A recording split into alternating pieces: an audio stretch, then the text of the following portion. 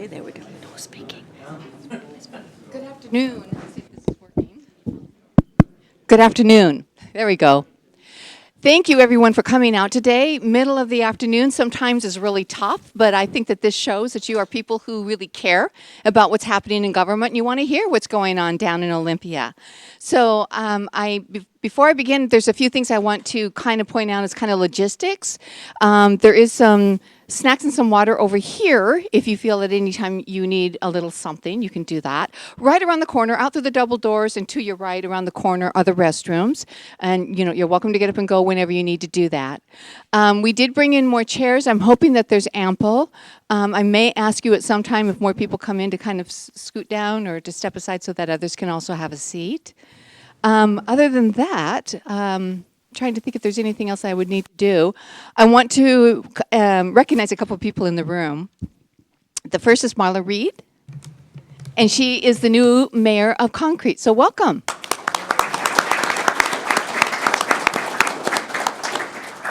And the second, he's kind of hiding back here, is former representative. He was a senator down in Olympia, Kirk Pearson. Hey, Kirk. He always goes, oh. I feel like I'm missing someone. Am I missing someone? I don't want to overlook anyone. Okay.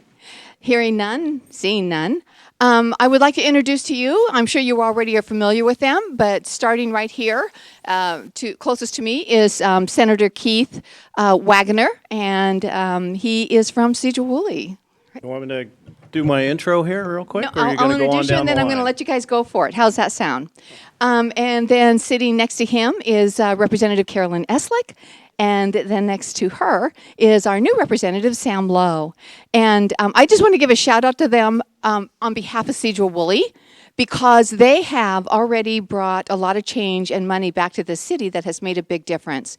Both Senator Wagner and Representative Eslick brought in over $1 million so that we could get the library done, so that we have that beautiful library here in Sedro-Woolley. And they also supported the new Behavior Health Center, which is right out here by Life Care Center, which is much needed and is going to do some wonderful things within our community. Next to them is Sam Lowe, brand new, but he's already made a difference. We have been seeking funding for it's a traffic light. It is near the schools on Township, where McGargyle, Highway 9 Township, John Liner come together, kind of that weird corner that has 4 different names. But we wanted to put in a stoplight because of the safety issues, the children who are crossing the road during right before school starts and after school is out. All the cars that are there is incredible, and we wanted to keep the children safe, and Sam actually made that happen for us, so within his transportation committee. So that's my shout out, and I am going to let you know that once they do their introductions, I'm going to walk around, so you don't have to get up and stand anywhere. I'm going to walk around, raise your hand, and we can ask questions. I'm asking that you keep it to one question if you could, and then we can work our way back around. And I know when I hand you the mic, I may just put it up in front of your face, your mouth. I apologize about that. But sometimes I think people, when they get a hold of that mic, they don't let go of it. And sometimes that becomes an issue. And we don't want this to become an issue. So anyway, if you can keep it to one question, we'll work our way around. But before all that begins, I'm going to send it off. All right. Thank you, Mayor Johnson. I appreciate that. I'm going to stand up because I'm pretty short. So I'm going to do a quick bio, although I will admit, since I'm in my hometown, many of you know as much about me as I know about myself, but some of you may not. So I grew up in Alger, just up the road, went to Burlington Edison High School, and I graduated in '79, went to Pullman for a year, and then I was appointed to the United States Naval Academy. Graduated in '84, I entered the Marine Corps as a second lieutenant, subsequently did an inter-service transfer back to get to Navy flight school, and I flew helicopters for the Navy for the next 23 years, all around the world. In 2007, I retired and came back to the Valley, was mostly a parent and helping at the high school on some volunteer things when I was asked to interview for an open position on City Council. Spent 5 years on the City Council. I was elected mayor and was mayor for 2 years before I turned it over to our great mayor today and went down to Olympia, where I took Senator Kirk Pearson's seat. Good. And thanks, Kurt. You did great work down there, and now I'm the one who's doing the heavy lifting, but I appreciate all the work you did. So I am the minority whip, so that puts me number 4 in Republican leadership. I serve on the Ways and Means Committee, the Law and Justice Committee, and the Agriculture and Natural Resources Committee. It's my first year on ag. I've been working for 5 years to get there because it's so important to our valley, and I'm going to do my best in that position to leverage it. So with that, I'm going to pass to Representative Eslick. I'll just say one thing. The three of us, you've got 3 folks down there representing you. We don't always think the same, we don't always vote the same, but we're all working for you.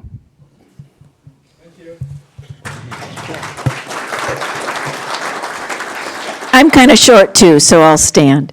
My name is Carolyn Eslick. I'm state representative for 39th District, and I live in Sultan, Washington, which happens to be the very south point of 39th District. And I mean the south point. It has been my pleasure to be your state representative since 2017, and this year my committees are education, which is my first year to be on education. I have been on Human Services, Family, and Children since the beginning, and I'm also on Capital Budget, which is really where the money is, right? We have been very fortunate in the 39th District to bring home the bacon, as they call it. Somebody's got to bring it home, and why not us? That's how I look at it. So when we talk about bringing home the bacon, we talk about projects that your city and county will submit to us. It might be a lift station for concrete. It might be a library for Sedro-Woolley. It might be the second phase of the behavioral health hospital.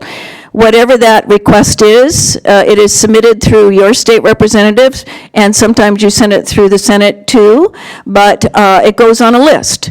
And then hopefully, at the end of the day, our projects get funded. And I believe it was last year that we got $39 million for our district. A lot of money, a lot of projects. We needed them.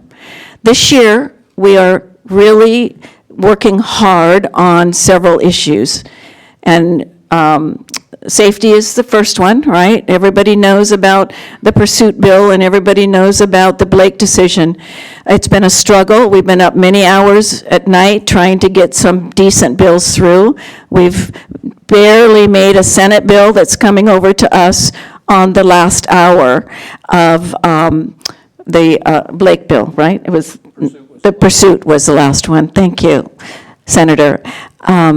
Another issue that we've been working very hard on is housing. We have a shortage of housing, we know that, and we're doing everything possible to bring in some innovative ideas on what we can do to make sure that we have housing for everyone. It looks different in Seattle than it does in Sedro-Woolley. And thank goodness we don't have to deal with that area in that locally, right? It looks different there, definitely. The other huge issue is mental health and homeless. Maybe not homeless so much for Sedro-Woolley, but definitely mental health issues. I have been on the youth and mental health since I started. It's a subcommittee of my committee, and I have asked to be on the strategic plan for our youth and mental health. So I am the state representative on the Republican side that will be representing our youth in mental health to come up with a plan after 2 years on how we can save our kids in this arena. It's a passion of mine. I spend a lot of time there and been anxious to be able to move forward with it. We know we have issues up here, the agriculture issues, the elk issues, and we are ready to talk about those.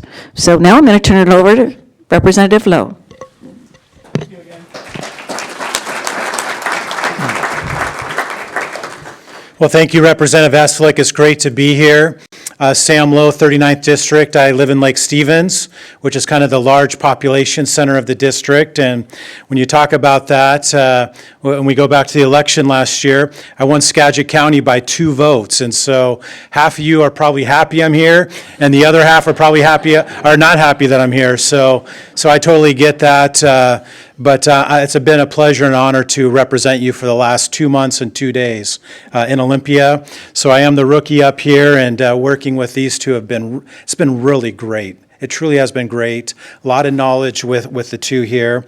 Just a little bit of background. I was elected to the Lake Stevens City Council in 2013.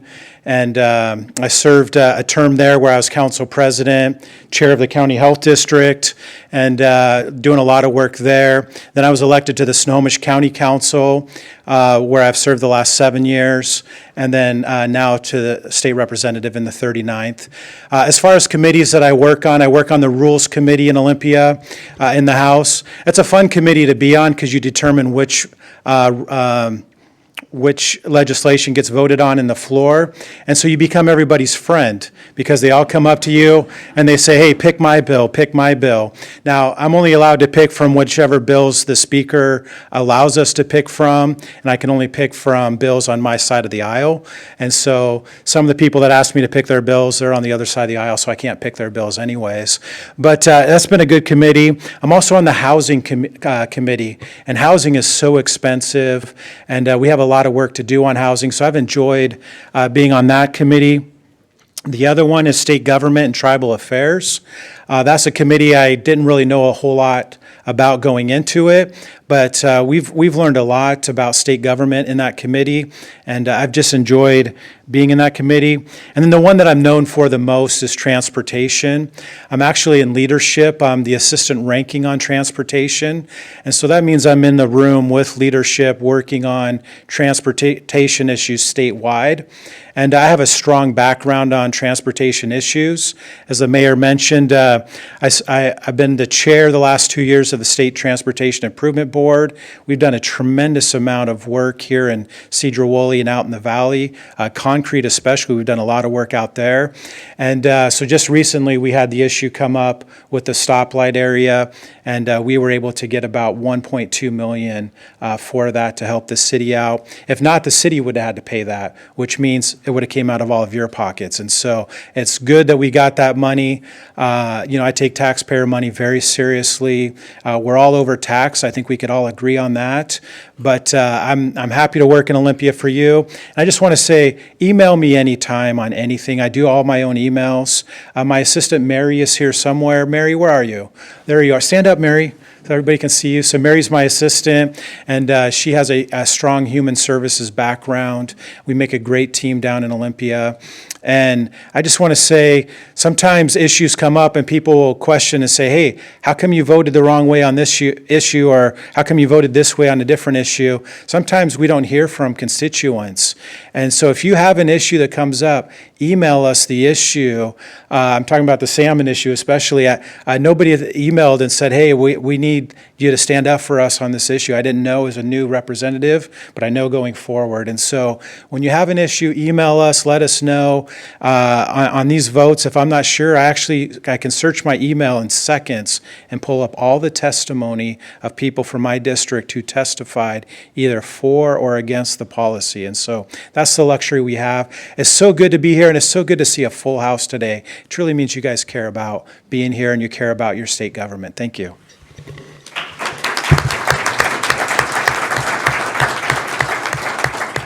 Just so we know all the players that are here, so I'm glad that you actually introduced your legislative assistant. We also have Steve, who works for Carolyn. Steve.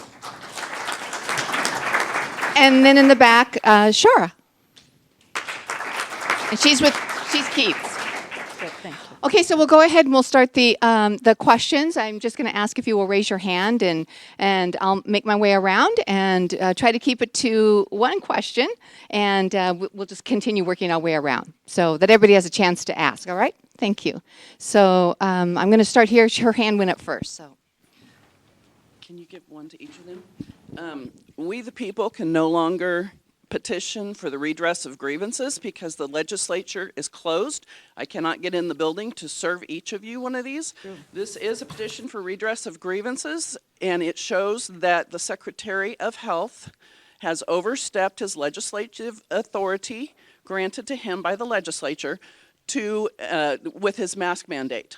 In addition to that, doctors, anybody who is a healthcare professional who did not enforce his mask mandates had their licenses revoked, suspended, whatever you want to call it, and can no longer practice.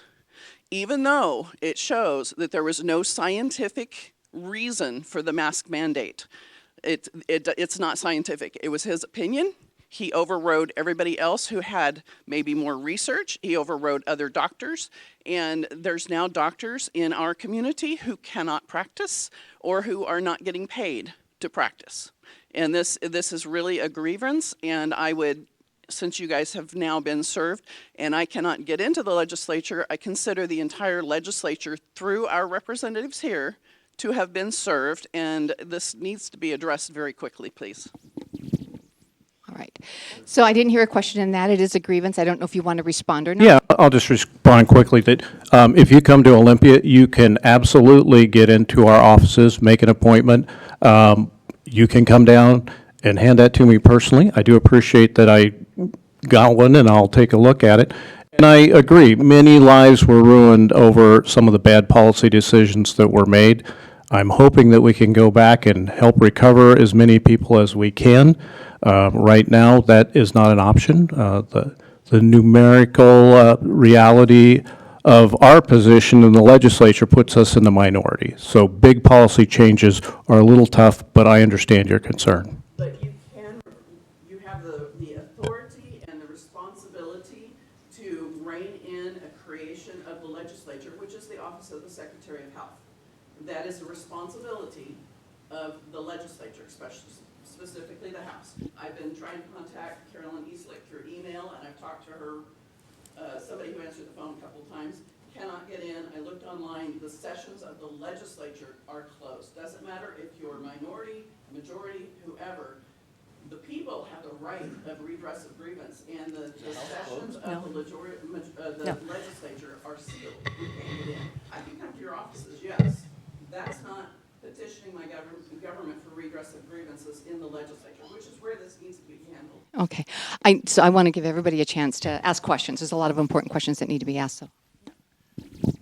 I just have a question about one of the bills that was considered this in the House this session for a certified peer specialist. Yeah. I was wondering why the legislature is involved in creating a profession. Isn't that something that should be a public or driven by the economy?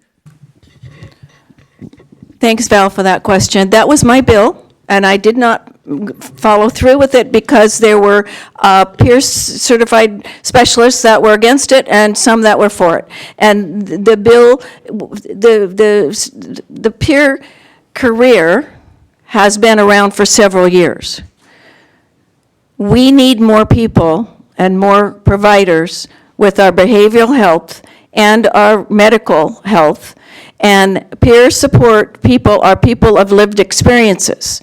They have to take a small bit of education, and I say small, it's like 40 hours, to become a peer specialist.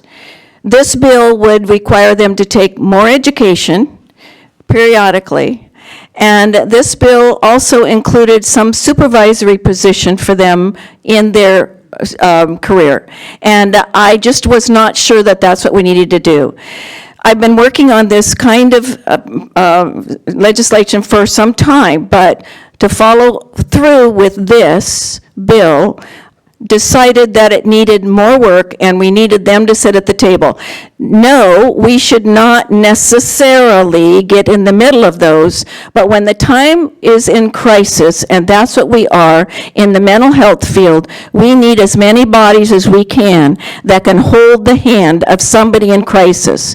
This person might be the person that is called when somebody goes to the ER under mental crisis, having a mental breakdown, they don't have a psychiatrist, psychologist, or counselor to be there. This person can be called, and all they do is sit with them and walk the journey until they get in to see the professional. That's what they do. I didn't make this a career specialist position up. It's already here, and many people are using them under like Compass Health has several of them, and CMAR has several of them. They are just an additional support for our people in crisis. Thank you.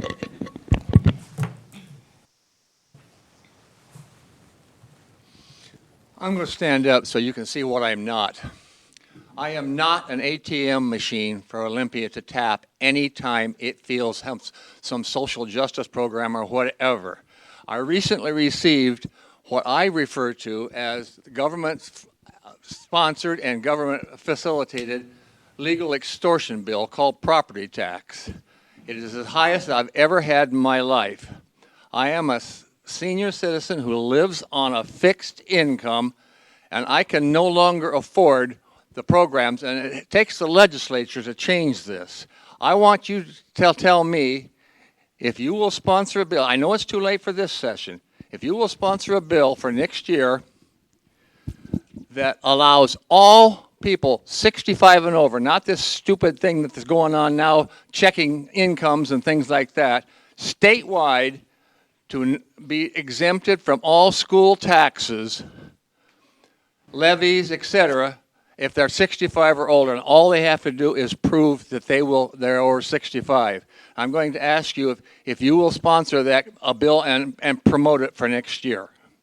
Yes or no is a good answer. Well, no is my answer. I'm not going to sponsor that bill, but we did one better in the last couple of sessions. We had a $16 billion excess funds in the legislature. Our side of the aisle proposed that money be spent to give you tax dollars back, a rebate. Again, we're in the minority, and that did not receive consideration. I understand your frustration. You know, I have, well, I was going to say aged parents, but my father passed away in November. An aged mother who has to pay property taxes just like you do, and I think the property taxes are way too high. But I can't see myself sponsoring a bill that takes that whole section on schools out just because of your age. I just don't agree with the policy, sir, and I hope you appreciate at least my honesty. I feel that way. I'm sure a lot of people here don't have the money. Teachers make more money than I do, but yet I have to pay to support their program. We're just asking one question at a time. So, yes, go ahead. Just Can I get an answer from the other two legislators, please? Sure. I just wanted to follow up on that. Maybe not taking it away, but freezing it so it doesn't keep going up. I think that's a better solution so that we have something that we can plan on from year to year. So that's a great question, and California already does that when you first buy your house. The property taxes are frozen. That's definitely an item that I've talked about in the legislature about freezing when people get to 65. And to go back to the previous question, basically one reason why that bill has not been popular is Bill Gates. I think he's getting close to 65 if he's not there already. There's a lot of people like that. I think he pays the highest property tax in the state. So there's a lot of people like Bill Gates in that Medina, Bellevue area who are 65 or over. And so exempting everybody 65 and over would exempt people like Bill Gates and others. And so that's why the legislature probably won't tackle it the way that you laid it out. But I appreciate, too many people are the property taxes are insane in this state right now. They truly are. My neighbors are feeling it too, and we need to do something to fix the property taxes because it's unbearable for everyone. Thank you. I'll answer that. And I certainly agree with freezing it. And it seemed like we had conversation of that this year down in our caucus already. And I know that this isn't popular with 65 and over, and I have to say I'm in that category if you didn't figure that out already. That, of course, when you stop paying, that means that somebody else is going to be paying for it. You understand that, yeah. Just wanted to clarify that. Not that that's a, a deal breaker. All the time. Yeah. Shift taxes on other people, so that's not. So I do not, I do not, I do not. Remember that we are in the minority. That means there's 40 Republicans and 58 Democrats in Olympia. So I could write that bill exactly the way you want it. It would not even get a hearing. It would not even get a hearing. Sorry to say. Thank you. I'll come back up here. I want to know if you're willing to take, there's a bill up right now, it's called HB 1775. And it is designed to give nonprofit companies in this state a no liability position on the work they do in creeks and streams. And sir, you were at our property and you saw the damage that we suffered there. And we spent 4 years and countless, I can't go into it because the records are sealed, which is interesting. But we discovered in our own discovery what we wish you could look at. The problem is in Olympia. It's the way the fish contracts are negotiated. When we hit that piece of data, they made a small settlement with us, but it didn't make up for the 25 acres of farmland that we personally lost and how much they lost. If you can help us with that, I'd love it. Well, the bill you're talking about is going to be heard, I believe, Monday morning in agriculture. So there was a Senate version of that bill, and what this bill does for the rest of you is, on its face, it says if you do environmental stewardship programs in our streams and creeks in concert with property owners, that you're not liable for when things go wrong. Well, it sounds, sounds okay, but things have gone wrong. And I sent to every member on the committee the pictures of the Day Creek plan, and then the pictures of what it looks like now. And I thank you for having me out. We walked the ground together to see the problem. I sponsored a bill that essentially does the opposite of the bill that you're talking about, because we have a problem above Big Lake with a beaver dam that keeps blowing out, threatening people's homes and livelihood. And the way the law is right now, there's nobody to hold liable for it. So I'm definitely in your corner and working on this issue.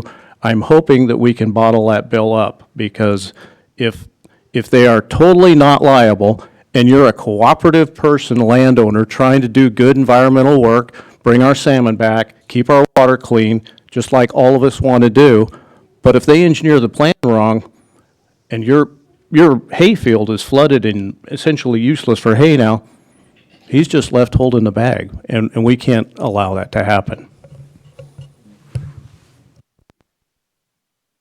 So I'm kind of working my way back. All right.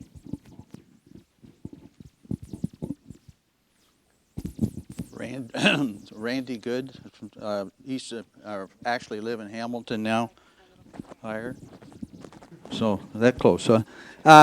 So a brief history first before the question. We have a serious problem with elk intrusion damages here in east of Sedro-Woolley. We have 13,500 acres of farmland that are no longer farmable for crop farming because of the elk damages. They're ruining properties that for organic farming. You can't do organic farming, and et cetera, et cetera, et cetera. But since 2007, we've been inundated by these elk, and it keeps getting worse every year. And so we've actually, and all of you, except for Mr. Lowe, maybe hasn't been informed as much. We worked with Senator Pearson a long time too, but it's to the point where something has to be done. And so this is a pack of almost 300 pages that has been sent to the Senate Ag Committee and the House Ag Committee in Olympia since 2019. Now, that's almost 300 pages with complaints from many of the farmers, many of them here today. Pictures of the damages, I'm hoping that your aides are actually showing this to you, because I really have concerns that that is not happening. And if you saw the pictures and the damages that these farmers are suffering, something would be done by now. So all of us up here are getting a little bit perturbed about how long this has been going on. And so Fish and Wildlife, under the RCW 7704012, they're supposed to be, it says their wildlife shall not infringe upon the personal property rights of the property owner to control the property. That seems to have been not taken care of. And so my question, and our Skagit County commissioners are put in a bind because of this. Our counties, the GMA requires the county to protect agriculture and preserve agriculture. Yet, how can they when we have DFW, who is out of control? So I guess my question is, DFW is disobeying the law right now, 7704012. So what can you do as legislators to get them under realm and follow the law? I'm going to go. You can start. I'll go. Randy and I have got history here, and it is one of the most frustrating problems that we have in the 39th district. There's just no doubt about it. I look back at the time that, when I first came into office, and I took all the tours, and I understood, and I thought, all I need to do is bring all the people together at the same table, and we can talk about it, and we can negotiate this, and we can take care of it. And it turned out to be the worst meeting I ever had in my entire life. That still didn't take care of the problem. Until we have a different governor, I don't see a change. We have to have the leadership from the top. We are not in charge of with wild and fish and wildlife. We are not in charge. The governor is. Tell me what we can do, Randy. You tell me what we can do. Well, I think what the legislators need to look at, what the legislators need to look at is that I disagree on your assumptions there, because the legislators there is an oversight committee to the Department of Fish and Wildlife. And somebody needs to look into that. So there are avenues to take care of that. Yeah, first of all, I want you to know that we do look at those. And in your most recent one, the Brussels sprouts, I don't know, was it 20 or some acres? An absolute economic devastation of a high-value crop. The elk do it. It's a fact. They tear up potatoes. They tear up fences. They pollute the blueberries. They eat our tree farms, which don't even get counted for compensation because it's, quote, not farming. We understand the pain and the problem, and I look at every one of your emails, but we are in a position where we don't have the power to make them do what's right. And even the commission is pretty much handpicked by guess who. So if you don't have the votes, being right doesn't matter down there. And you're right. I would not refute it. You are right. Something needs to be done. If it were up to me, I would have a general hunting season on the agricultural floor. That's not going to happen, but that's what I would advocate for. Just one question. Yeah. I don't need a microphone. So I guess the question that could be asked regarding this topic is, will you organize?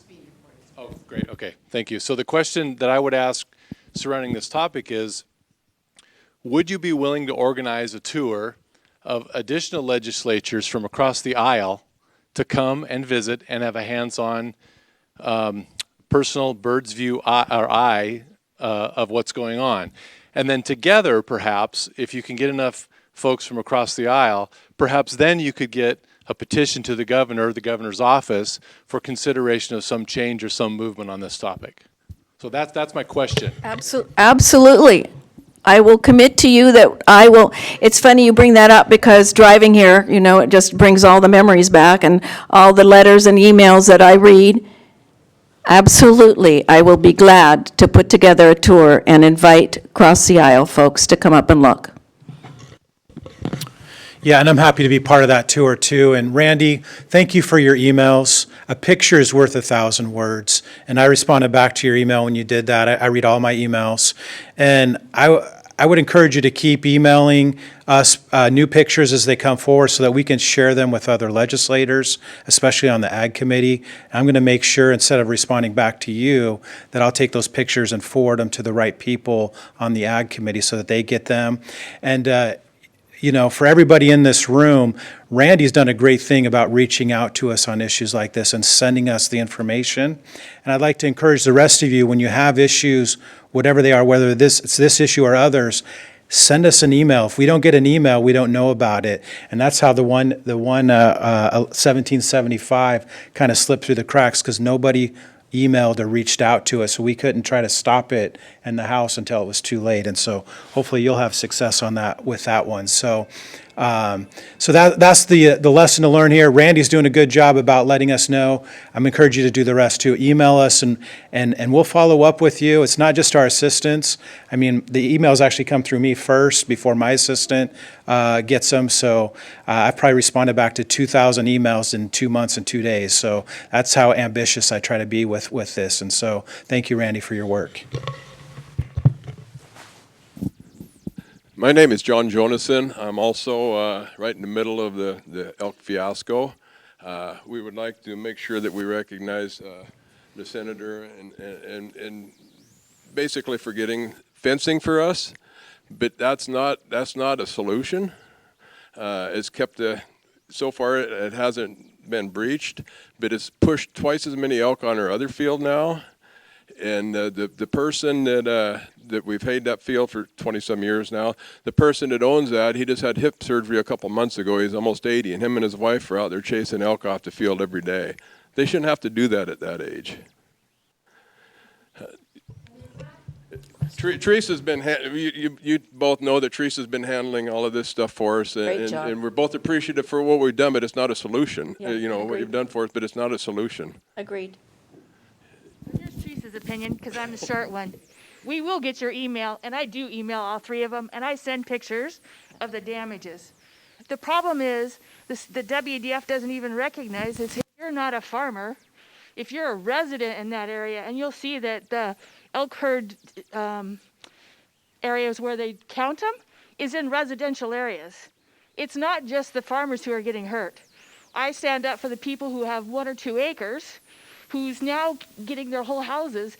We have another neighbor who is in her upper ages and has had 40 elk in her house area so that she couldn't even step out of her house. So it is not just agriculture that these elk are hurting. And they only count, they haven't met their target yet, and they're only counting the ones in that small area and saying there's only 1,200. The rest of the area's got at least that much more. And the target is 1,700 to 2,000, and they met that 5 years ago, and they're ignoring that fact. And I've worked with both you guys, you know, and Teresa's been communicating, and we appreciate your efforts, but we have to, someday we have to do something. And we appreciate it when you come and testify in committee. It's powerful. I'm going to take credit for us getting you the fencing because it did solve part of the problem, but it isn't a solution. We understand that. I'm just trying to mitigate within the means that I have to work with. And we did the same thing for the concrete school district. You know, the kids couldn't go out because there are so many elk on the play fields. And even if the elk were gone, their scat wasn't gone. So I feel like we did the right thing there, but it does push the elk just to the next property. And the problem is, there's too darn many of them. And I appreciated that Sidra asked what happened to the airport. They forgot that part. And then when you were in that committee group, they said, well, don't the elk get on the airport? And they said, yes, they just have to fly around them, basically. You know, that was pretty much it. We have another question up front here. Hi, my name is Robin Price, and mine has to do with youth mental health. And I have a 13-year-old grandson who we've been dealing with suicidal threats for the last several months. And Washington State allows a 13-year-old child who his voice hasn't changed yet, he still doesn't remember to brush his teeth or, even get up for school, to make his own decisions on his mental health and not include his parents in his decision making. He's been in and out of the hospital. His parents have done everything right, contacted everybody, done everything they should, and he's still refusing help. So my question is, how do we get this change? How does a 13-year-old child have their own decision making on their own mental health? It doesn't even make any sense to me. There's so much that doesn't make sense. When I went to Olympia, I just rolled my eyes because I can't believe the nonsense that goes on. It makes me cry. I read your letter. I read it this morning before I came. It is a difficult situation that we're in with this 13-year-old that can do anything they want.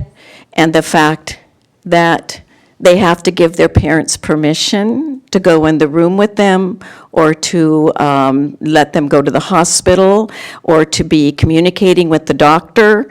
There is one thing that I can do this year that I'm working on since I read your letter, to allow them to use one contract to be able to be moved from one area to another as they are put into different homes, because they are in recovery centers. So that's what you can count on from me to try to get through this year. But this happens to go way back to 1967. It is a Supreme ruling, and the court case was Smith versus Serbley in 1967.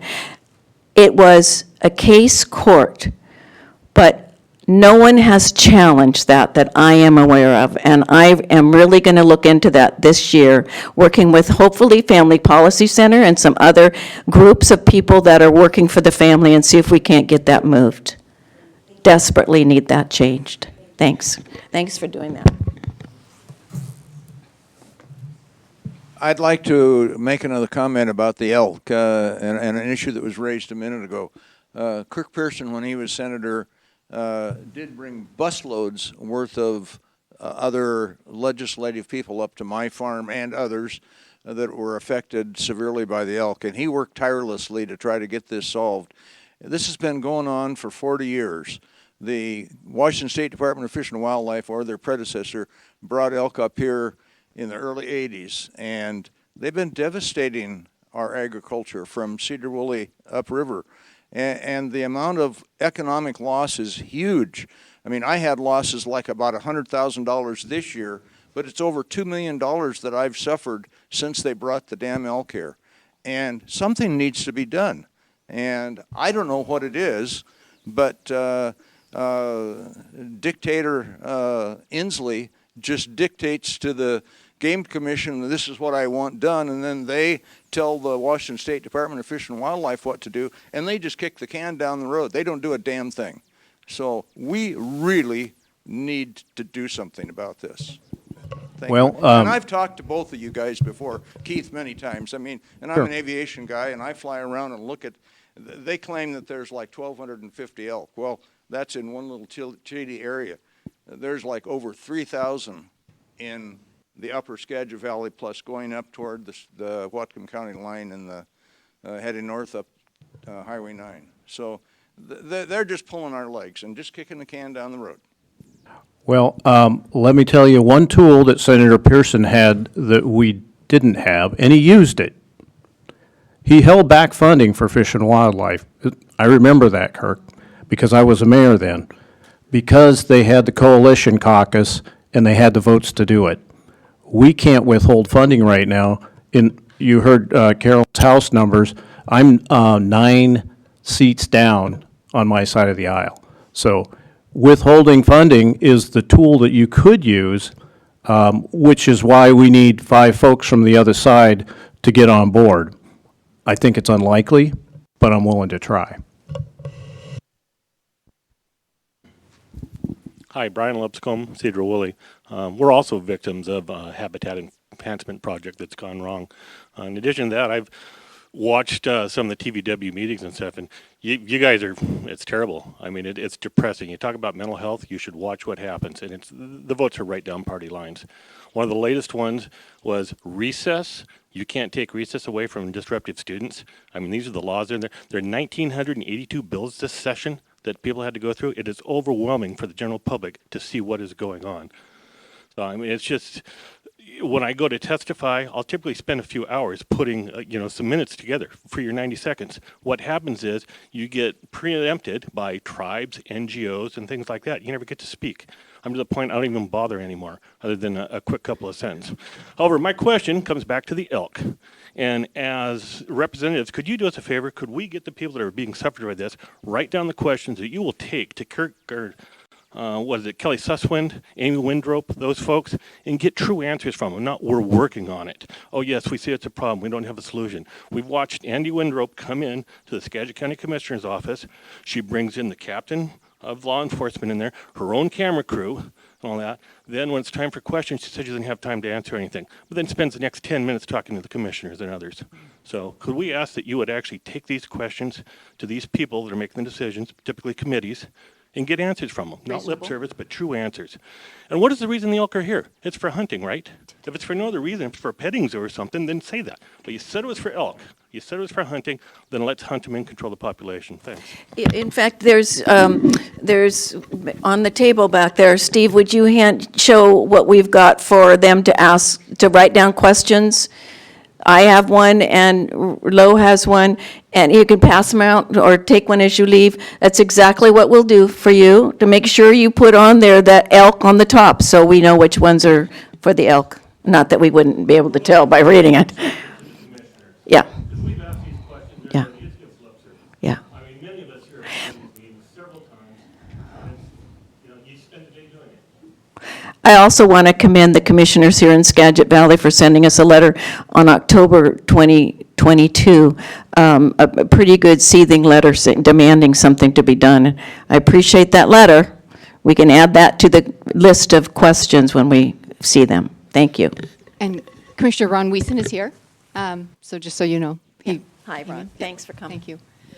I also have and I'm sorry, Commissioner Janicki. Commissioner Janicki is also here. Everybody snuck in after me.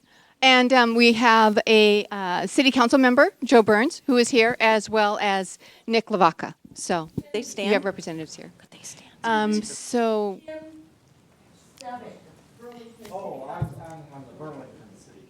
well, welcome. Welcome, Jim. Corinne's here. Hello, Corinne, Corinne County brought Commissioner, or PUD Commissioner, sorry. Who brought them? All these commissioners. Refreshments. Am I missing anyone? Just want to make sure everybody gets acknowledged. Okay, on to the next question. Is there somebody who has another question? All right. Well, thank you for being here today. I really appreciate that. And I live in Mount Vernon, and I'm in your district. And I do have several questions, but I'm only going to ask one. I'll wait other people, if there's more time later, I'll ask more questions. But one thing I'm really having an issue with is watching the news every night. It's very difficult to watch the news. Every night we hear about people dying, people getting killed, people getting shot, and people getting their cars stolen. We had over 40,000, I believe, cars stolen in Washington State last year. What was it, 45? 45,000. I knew it was over 40. And a lot of those are repeat offenders. What can we do about that? We actually had a car stolen in our driveway a couple years ago, and the person that stole the vehicle had stolen before, he'd been in prison before, he had a drug problem, which that's very common these days. But the people that get their cars stolen, it's very traumatic. I mean, every time you heard a car start in the driveway, I was like, is that our vehicle, or was that the neighbor's? I mean, you just have this sense of, of having that happen to you again. But I'm just really disgusted with it used to be 10 years. You stole a car, it used to be 10 years. What happened to that?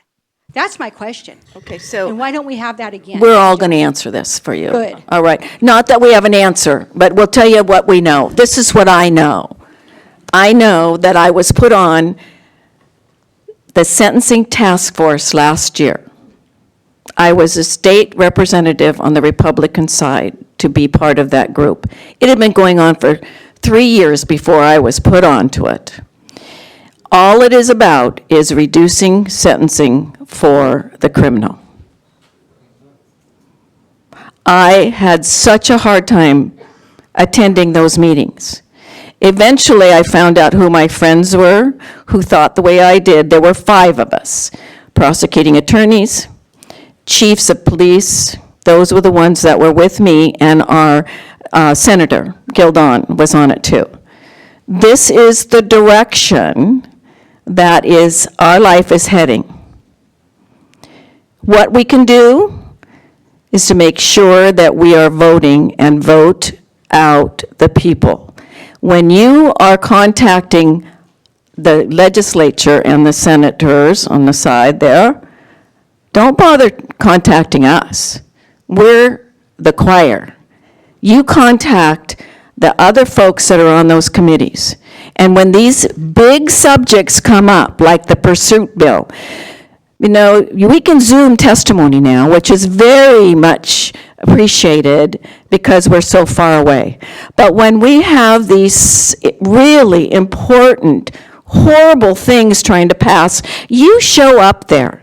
You be there in person, and you tell them what you think. Again, you can tell us that. We know it.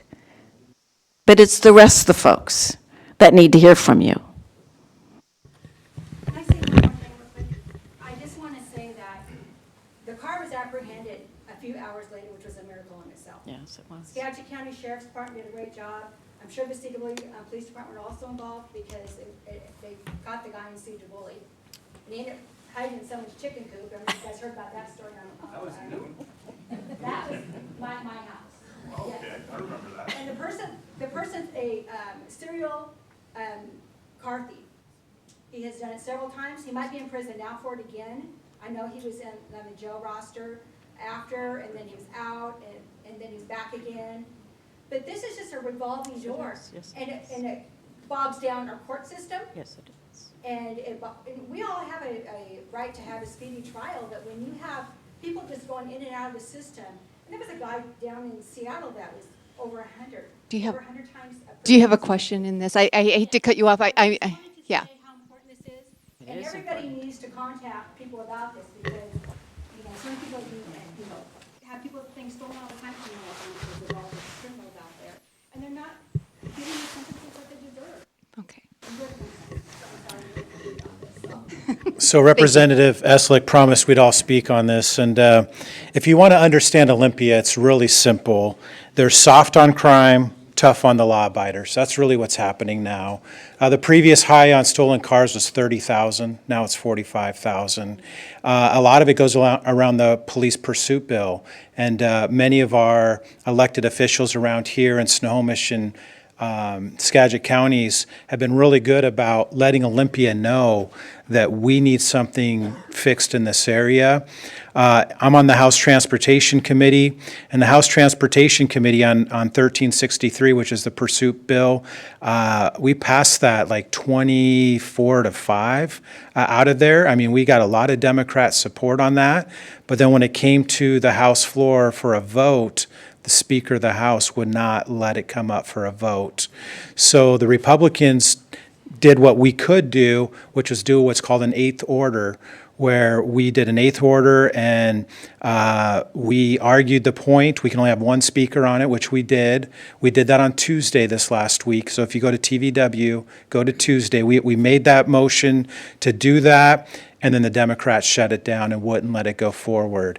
And I want to put in a good word for our people in the other house, in the Senate, because they did something too. They did a rule, and I'll let the senator talk about this in a second, but they were able to bring a police pursuit bill forward on their side that was held up. So they saved the day.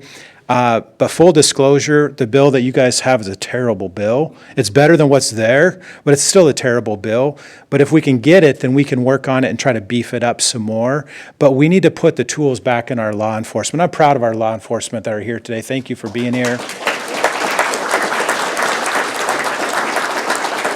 What's happening in Olympia is they're taking the tools away from our law enforcement for them to do their job. And Representative Eslick is right.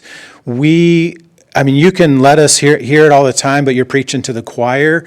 And you know, my sweet assistant Mary, wherever she's at there, you know, sometimes people will call and they'll yell at her on stuff that we all agree on already, and they're yelling on the phone at her. And you know, if you want to yell at us, that's fine. I mean, we're working hard, but don't take it out on our assistants. They're just trying to do a good job down there. They truly are. And so we need more tools. We need to go after them. But the policy in Olympia is, and it's permeating through King County and Seattle, which is ruling the rest of the state. They want to just let these people out. They just want them to have free reign, free drugs, everything else. And our society is going to go down the toilet unless we get a hold of Olympia. And so it's got to start in Thurston County. It's got to start in Whatcom County. It's got to start in Island County. It's got to start across the state where we get a hold and get the majority and say, we're not going to let the criminals rule our state. We're going to take our state back. I'll turn it over to you, Senator. Well, you're right. 2 years ago, Olympia got it wrong. We got it wrong on pursuit. We got it wrong on Blake, the drug use. We got it wrong. The problem is, more than half of the people in Olympia think they got it right. And they think that they're saving lives, and they think that they're doing better. At least that's what they say. So I was the lead negotiator in this session on the Blake bill. We got a bill that is better than what's happening now. It's going to get more people help. It's going to give our officers some tools back to get people into treatment. This is the drug part. And the drug part is directly related to some of the auto thefts, but it's general lawlessness right now. General lawlessness, we have emboldened criminals by being soft on crime, as the representative has said. The Blake bill came in weak. We worked it hard on our side to negotiate, put some teeth back into it. A couple of examples. Under the original bill, you wouldn't have the right to have a public hearing on whether there was going to be a site to address drug abuse, maybe like methadone treatments. You wouldn't have any public hearing on that. I put that back into the bill. Paraphernalia, drug paraphernalia would have been completely legal across the state in the original bill. I put back in local preemption. So your city councils can fix that if they want to, because not every community is the same, and those kind of decisions belong at the local level. Now to the pursuit bill, same issue. A weak but slightly better bill came forward. It was so weak I could not vote for it. But the bill is alive. We're hoping that our friends in the House can make it better to give our officers some tools, because guess what is specifically not allowed for pursuit? And I'm pointing rudely. Vehicle theft, which is just crazy, because 45,000 are stolen, and unless the officers can, on the run, on a moment's notice, while coordinating for someone to allow them to chase, figure out that it meets the criteria of a drunken driver, felony escape, somebody involved in a domestic dispute, they can't chase, period. And we saw just recently the death of 2 young children in a chase that had to be called off because the tools have been taken from our officers. We're trying to get them back. I think we're going to see a small increment in the right direction, but it's not going to be what all of you probably want. It's not what I want. Thank you. There has been a request made that when you speak into the mic, you have to talk right into it. Otherwise, there are those individuals that cannot hear what the question is. So if you'd be willing to do that, that would be much appreciated. Thank you. Thank you. I want to really thank you folks for coming up here today, and I want to thank you for all the work you've done. I've spent a lot of time in Olympia over the last 40 years, I guess. It's tough, folks, to get down there, but they need to hear. And I want to thank you folks sitting over there. I happen to know the fella that did the investigation on the situation that happened on the Fruitdale Road a few months ago, and he said this was horrible. And I mean, I know you folks saw it in the paper, but we talking about elk. Here, folks, is the conversations between us farmers and the people in the county with the game department. This is how much I've got here. Now, I'm going to speak to you about a little local issue. We're, as ranchers, and I've been ranching for 50 years, so I've been around this quite a bit. In the Day Creek area, we had a map with a circle around it that you could allow. I could go to Jim Hayton's place chasing that elk herd.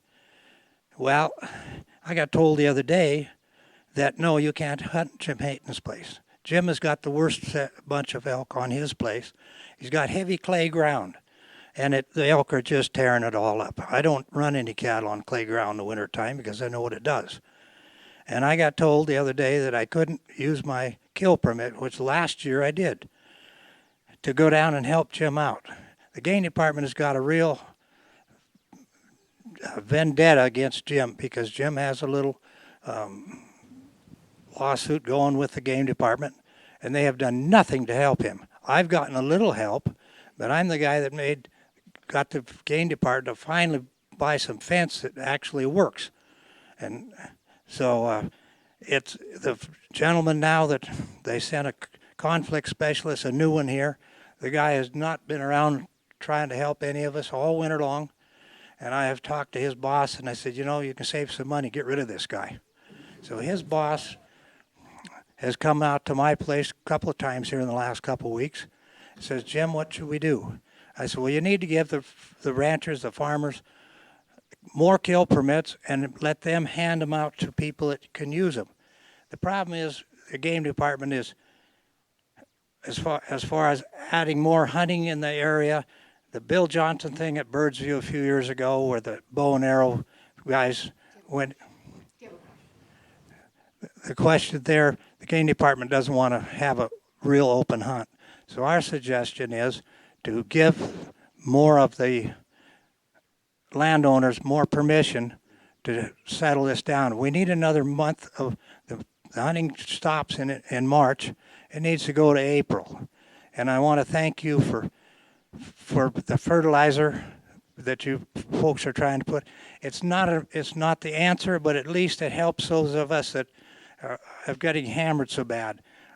2 years ago, I put $3,000 worth of fertilizer on a big hay field, and I took 300 bales less off of it because of the elk. And the game department has the attitude that all of the landowners, whether you got 2 acres or whatever, we don't want to pay you for anything. You're furnishing it. So anyway, I want to thank you folks real from the bottom of my heart, all you're trying to do. And this police thing, I just shake my head. Thank you.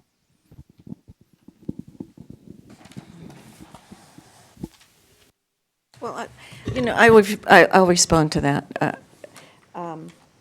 We have put more money into that account again this year. Hopefully it'll pass through. We know it's not, again, a solution, but only a Band-Aid. That's something that Senator Wagner and I have been working hard every year to make sure there's money.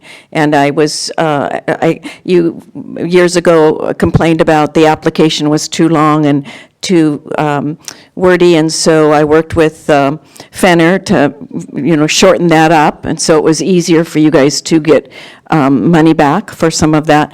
But I need to know if there are crops or if there are things that you need to be reimbursed for that we are not getting to you, so that I can make sure that, we can get that negotiated into, okay?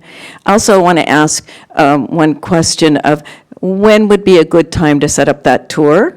Who wants to be the spokesperson for that? Maybe that's you, since it was your idea. What is your name again, sir? What is your name again, sir? My name is Tony Wisdom. Tony Wisdom? I love your name. Yeah, I think it's better if you do that, Bill. Yeah. Tony Wisdom. All right, so please take my card and contact me so that we can make those arrangements. Thanks. Okay, so I'm moving off of elk now. But yeah, again, thank you for coming today. And I have, I guess my question is, I'm a farmer here in Skagit County. I'm one of the folks who has left farming upriver because of the elk. But I said I was going to move off elk. So my question is there any chance in the next session that you think there'll be any movement on getting this 12-week window for the overtime ag exemption? Any movement on that, do you think, in the next session? And my second question is, Do you know anything about that? would you be willing to come back at the appropriate time, maybe not as a team, but individually, and host a listening session surrounding the issue of water with the Department of Ecology, specifically surrounding the use of water and the ability to move water around, which is accommodated for in the RCWs. But the process to move water legally in our state when water rights is so complicated and so expensive that it essentially rules out the opportunity to do that for the normal or average farmer or homeowner even. And so I think there's opportunity. I have met with Representative Rommel already on this. He expressed, I'll call it interest in understanding more. He's been to my office twice. That's been helpful. But I think we need more of that kind of activity. So my question is, I'm asking the question, if you would each or some of you individually come back to have a listening session with ag people, and we can give you ideas about how to possibly consider getting some rule changes there that would make it more affordable and easier for users of water to use the water that we have. So it sounded like two questions, but I'll treat it as one. So yeah, we can do a listening session for two, and for sure. The other part of the question was about the 12 week overtime rule. I was one of the co-sponsors on the bill, so that's why I'm speaking first on this one. Our farmers asked for it. I support our farmers. I support ag. They need this, so we definitely pushed hard for that. There's been a lot of pushback from Seattle and King County. They had this mantra last year where they passed a bill on the overtime rules, and so they don't want to budge away from the overtime rules. But it's killing ag with this new overtime rule, not being able to do overtime. And so the agricultural workers are finding out they're making less money because now they're not able to do the overtime. So I think it makes a lot of sense. It feels like the workers are supportive of it. It sounds like the farmers are supportive of it. It sounds like a win-win. We just need to get those Seattle politicians on board to realize that this is a win-win for everybody, and it's a win for them too, because they're getting all their fruits and vegetables and apples and everything into their stores, and they want to pay cheaper too. I really appreciate you mentioned about reaching out to Representative Rommel. That's the kind of stuff that's going to help push the button in these issues. We got a new representative up there, Representative Timmons. I've found him really easy to work with in Olympia, and he's voted with us on a lot of issues. I say us as Republicans. He's crossed the aisle and voted with us. So I would encourage you to reach out to people like that that are just to the north of us who are familiar with this area and the issues, and the more that we can get the other party over here to see our issues with elk, and I know we're not talking about elk, but elk and the water issues and the rest, those are the kind of people that can help lead the charge to help us fix this really desperate situation we have here in Skagit.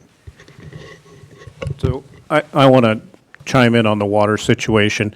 And Tony, I've been working on the water task force for 5 years. Kind of like Carolyn, I thought when I went to Olympia, we'd just get all the people together and talk through a logical situation on how to allocate water and what wells were hurting watershed and which ones were actually helping, and that turned out not to be the case. So 5 years later, as co-chair of the Joint Task Force on Skagit water usage, I don't think we're any closer to allowing someone to drill a well for residential or other purposes in the Upper Skagit. I take some solace that we didn't totally waste taxpayers' money, that we have at least some geological surveys and studies that are being done by Washington State University, and we're going to get valuable scientific information, but does it get anybody closer to being able to use water in the valley in the way that they want to? I don't think so. I'm happy that you're talking to a representative from out of the district on the other side of the aisle, because maybe, just maybe, we can get somebody to look at it a different way. But right now, I'm not optimistic. And I would love to come here and tell you that all the work we did arrived at a solution. It has not yet.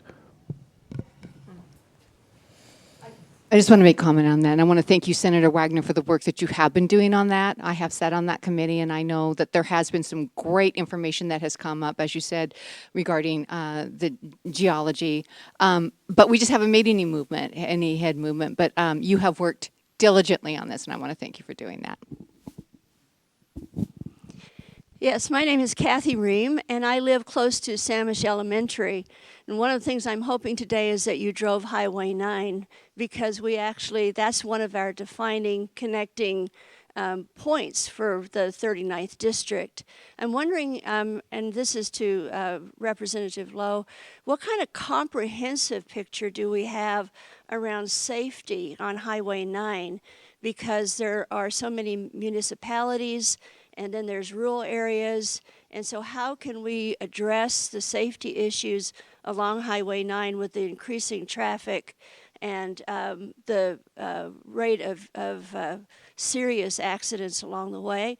What do you see as happening around our being able to work together as the 39th on Highway 9? That's an excellent question. Thank you, Kathy. So Highway 9, they've started working at Highway 522 on Highway 9 coming this way. And so they've done a lot of work from Highway 9 into Clearview. There's some more area in Clearview they need to do. And then this year and starting in the next, they're going to start on the Snohomish River Bridge. The problem is that is a long way from here. But the reality is that's where the 39th District starts. It starts right there just past the Snohomish River all the way up here to the Whatcom border. The issue in Olympia, and I'm not much to throw other people under the bus, but the governor and people who are supporting him, they are really big on not putting more concrete down. So they don't want to put extra lanes, which for me, that creates a lot of safety. When you can have more lanes or put in a center turn lane, that really helps with safety. But the attitude in Olympia is more buses, more choo-choo trains, more bicycle lanes, but none of that stuff helps us up here. None of that helps us in North Snohomish County. None of that helps us here in Skagit County. And so we need a fundamental shift in Olympia to put improvements back into the roads. Putting in bicycle lanes are nice, and putting in walking paths are nice, but we need to get to the point where we have safety with traffic. And if you talk to the head of WSDOT, the last priority on his list is more lanes. He wants all these other, what I call pie-in-the-sky dreams first, and adding more lanes is not on the top of his list. So we do have some work, as we mentioned earlier, with the bypass road that's going to go in, and that, thank you to the city's leadership for doing that. The cities are able to help push on these highway projects and get more oomph because they have the city and the city engineers and all the people that can help, but it really hurts our rural areas because our rural areas just have the commissioners, and commissioners represent a large area. And I want to say this, I enjoy working with all three commissioners here in Skagit. I've had a great working relationship with all of them over the last 5 or 6 years.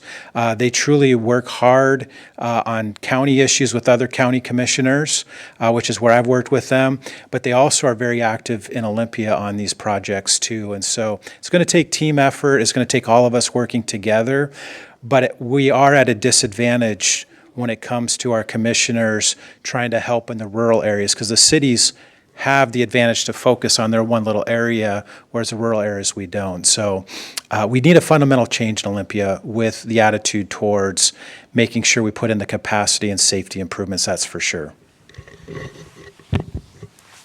I want to say we have about 15 minutes left. I want to be respectful of your time and also of our legislature's time. So, yes. Oh, no. Uh-oh. Tina Shampoo. I live Highway 9, Sedro-Woolley. So I'd like to rag on Fish and Wildlife some more. I own 17 and a half acres on the Samish River, as you know.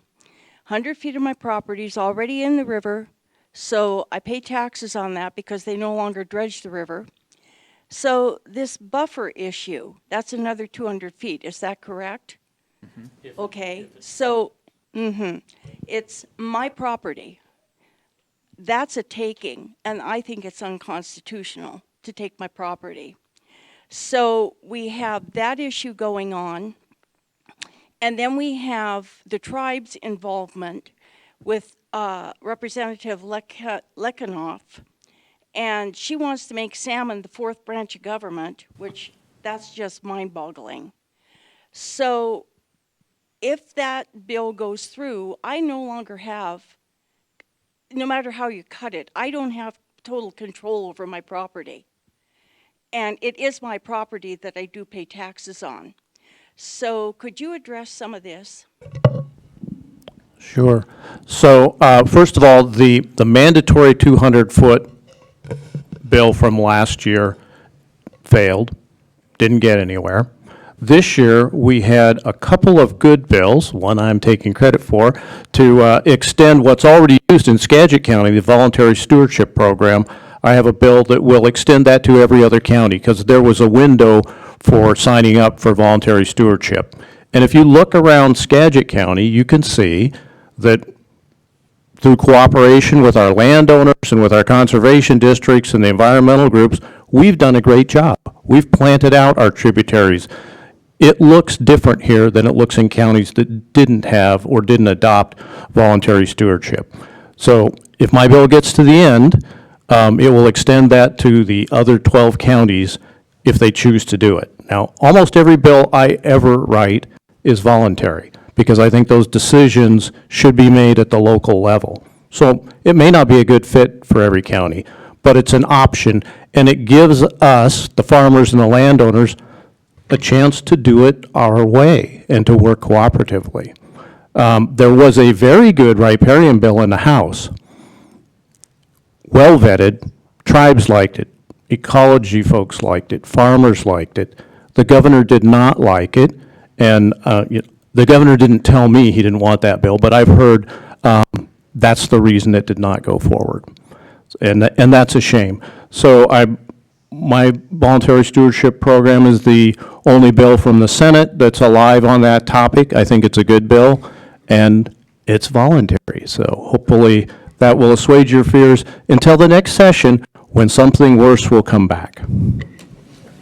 So, great answer. I shouldn't even add. I mean, everything he hit was right on. They did shut it down in the House. I think all of us would prefer they just leave our land alone, and I think that's right where I'm at. Just leave us alone, leave our property alone. We did shut down the bad bill last year, and I say we, I mean, we talked about this on the campaign trail last year, and we worked hard to make sure that that didn't happen, and it didn't. But this voluntary stewardship program, it's a great thing. We should get on board with it. It is an agreement with the tribes, with ecology. Everybody's on board with this except for one person, and it's the governor. And so he's tried really hard to shut it down, and did shut it down in the House. Thankfully, the Senate version is still alive on that.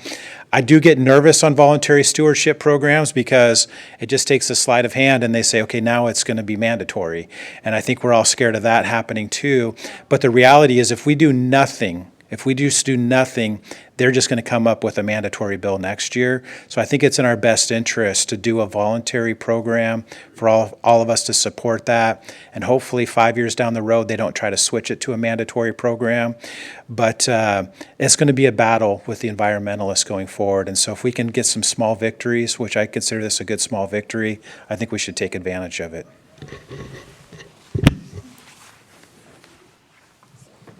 I'll be right back to you. I have one right here. Good afternoon. Homelessness is a large issue that we face here, especially in the Skagit County. We don't see it as much here in Sedro-Woolley. I work for the city of Burlington, and we deal with it every day. Now, the District Court ruling allowing homelessness, people to be able to stay on public property and not get kicked off, that kind of affected all of us Western states. One of the caveats of that was that there has to be a place for you to be able to take people, which we have now. The county put together the First Step Center there on Pease Road. So we do have that.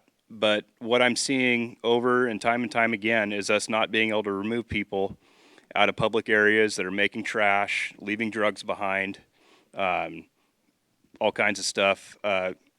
Now that we have that, why isn't our law enforcement able to move these people? Well, I'd love to talk about homeless because I dealt with that when I was mayor in 2008, 9, 10, and we had 40 homeless people living there. And we put together a task force that included law enforcement, our Family Resource Center, and all the other leaders. And we approached them and gave them 3 choices. And that was in 2 weeks from that day. They were to either show up at the Family Resource Centers to get resources, or they were going to have to move, or they were going to jail. And all of them, except for one, did get services. And so that's what we should have done back then, and now we couldn't do it with this new situation we're living in. I think that we are closer to taking care of the issue. I just say that from my heart, hoping it's true. I know that we are staying in Lacey, my husband and I, and Lacey is a disaster, but Olympia is worse. I mean, if you want to see the homeless issue at its worst, go down to Olympia. I don't know how those mayors can stand living in their own cities. It reminds me of New York City in the 1980s when the gangs had taken over the cities. That's how bad it is. But I never give up hope because we do have the beds. What we don't have is the workforce. We don't have the workforce. We've got to get more people in behavioral health, and that is my bill called conditional scholarships that will put more people in to the workforce, but it's going to be 5 years before they can get there. That's where the peer people come in, and we're looking at, there's a bill that will certify after 2 years to be able to work under psychiatrists, and so we're working on those issues so that we can be able to put those folks in beds, because we can't put them in the bed without somebody taking care of them. Well, we're all linked whether we want to be or not. And what do I mean by that? The 3 largest cities in the 39th district, the mayors, all 3 mayors are doing a tremendous job. The largest city by population-wise, Lake Stevens. Lake Stevens mayor has done a great job in this area. The second largest city by population, because we have a small sliver, is Marysville. And Marysville Mayor John Naring has done a phenomenal job in the 39th district. That city split. And then right here in Sedro-Woolley, and I've met with your mayor in her office one-on-one. She's doing a great job on this issue. So we need strong mayors who are going to lead their cities and lead their cities in the right direction. I have met with the Burlington mayor. I can't speak to specifics because we didn't talk about this specific issue, but my encouragement is if you're in Burlington, meet with the mayor, because I think everything rises and falls on leadership, and it's the leader of the city that's going to have to lead the city in the direction that the people want it to go. And so talk to the mayor, get the mayor on board. I think the 3 largest cities are doing a great job. I haven't met the Concrete mayor till today, and I'm looking forward to, after session, getting up to Concrete and sitting down and meeting. I did meet with the former mayor in Concrete before. And so meet with your mayor, talk to your mayor, and work through the issues with your mayor. But it sounds like you guys have taken the right steps in the right direction. Now it's just to do that final part of it. And thank God that you live in Skagit County, because what we're seeing every day on the way to work to the Capitol is horrendous. Third world.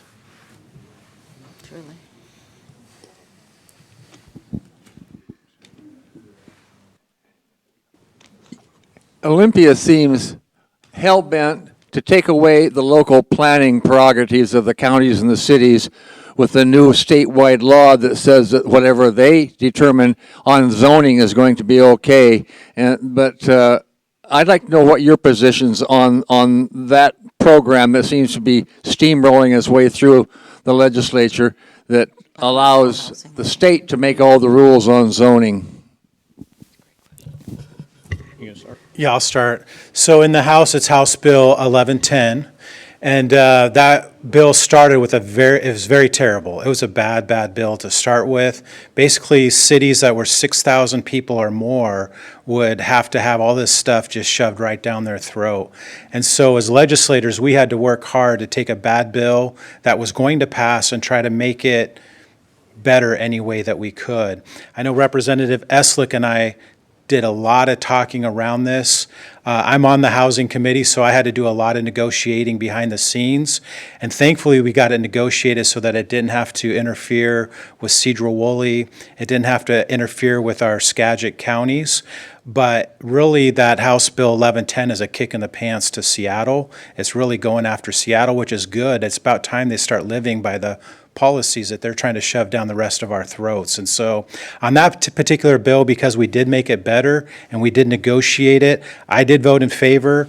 Representative Eslick voted against, but we talked about that ahead of time. And we're both strong on local control, and I think that it's a local control issue. But in the same breath, we got it to such a point where I felt like we were kicking Seattle in the pants on this one, that it was worth doing. And so that's why we went that way. I think it passed about 75-25, somewhere in there.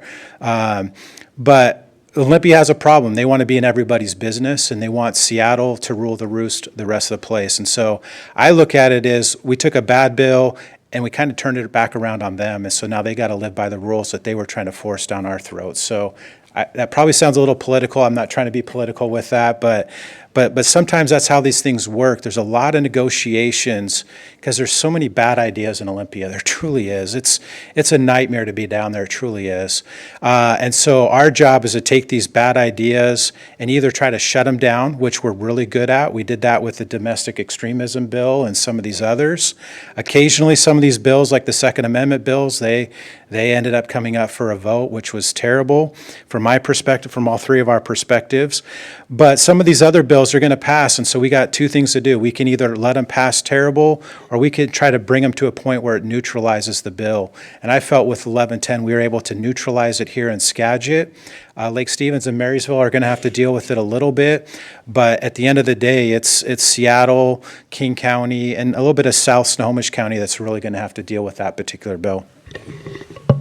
So, to your point, and it's not just with building codes and letting local people decide how to build, we have the same problem with school legislation. Everything belongs best at the local level, unless it's a constitutionally given right for federal government or under the state constitution for the state to run. It belongs at the local level because it allows you to hold people responsible. And I use the school boards as an example because we have some very bad bills in the last couple of years mandating syllabi on our school districts. Why would we do that? Well, the people who are passing the bills ideologically think they're right. I think I'm right too, and I think you all probably think you're right. But we shouldn't be making those decisions in Olympia where we're insulated and your school board is neutralized. We had a woman talk about her child that she doesn't have control over, even though she's only 13 years old. That's another example. The best solutions are at the local level, and there's a saying that those that govern least govern best. I truly believe that. So that's how I do all my legislation. When I was in K-12 education, I never sponsored a bill that was mandatory, no matter how good I thought it would be for students. I always decided we should give tools to local educators and to our school boards and ask them if it's right for their community. Same with building codes. It's 4:28, so one more question, and then that will be it for the afternoon. So thank you. I'm sorry, this gentleman here had. My name is Don Gillis. I want to thank you all for coming. It's the first time for me to come to such a gathering, and I really have to go back to something was said about the elk and bringing legislators out to see how substantial the problem is up here. I came up as a hunter.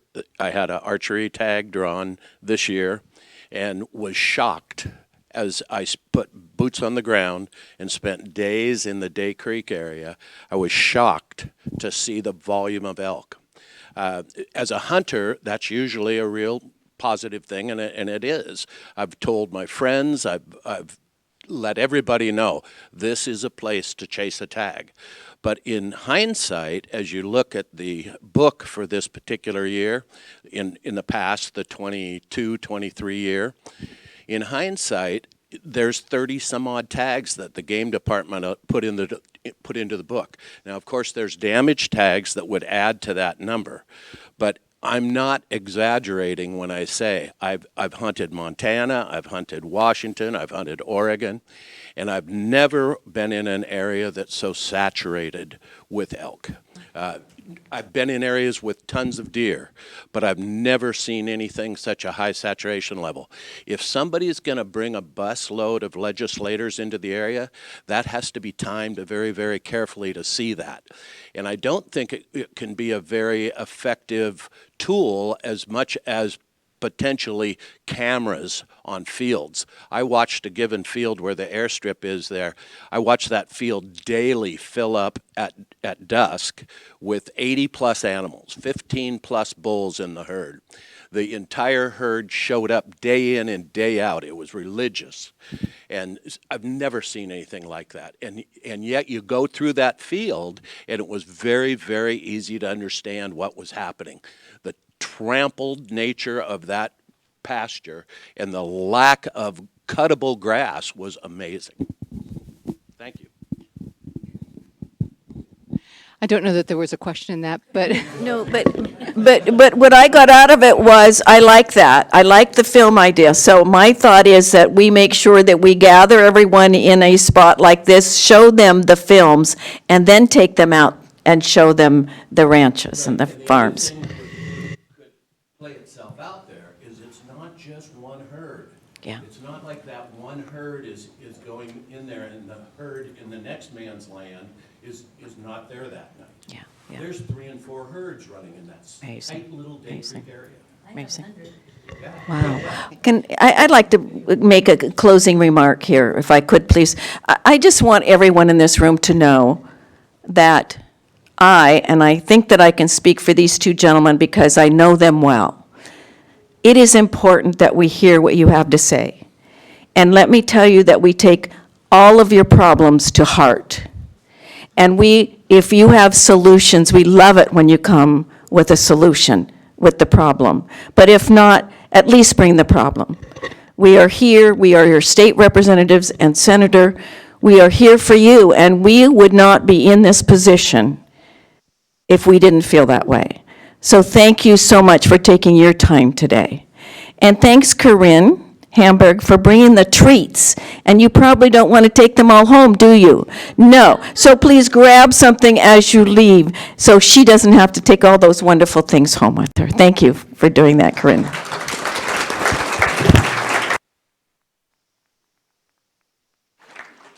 you beat me to the punch there. I was going to encourage people to take cookies and stuff home. So thank you for doing that. So I am very grateful that actually Sedro-Woolley had the opportunity to host this town hall meeting. And I want to thank Representative Lowe, Representative Eslick, and Senator Wagner for being here. Could we give them another round of applause? Because this is, yeah.